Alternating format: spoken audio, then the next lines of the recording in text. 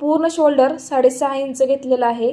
3 inch shoulder, 3.5 inch गळारुंदी घेतलेली आहे। दोन्ही साईडला 2.5 इंचाचं मार्किंग करून बॉक्स तयार करून घेतलेला आहे। 1 इंचाचं मार्किंग करून बोटनेकचा शेप देऊन घेतलेला आहे।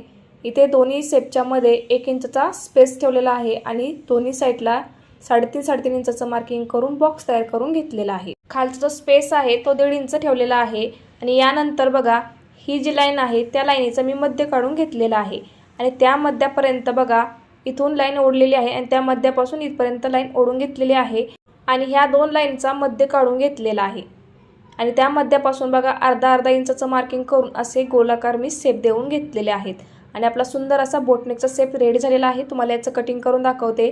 खूप सुंदर आणि लेटेस्ट डिझाइन आहे। व्हिडिओ आवडला असेल तर लाईक नक्की करा आणि चॅनलवर नवीन असाल तर अशाच लेटेस्ट डिझाइन बघण्यासाठी पटकन चॅनलला सबस्क्राइब करून घ्या।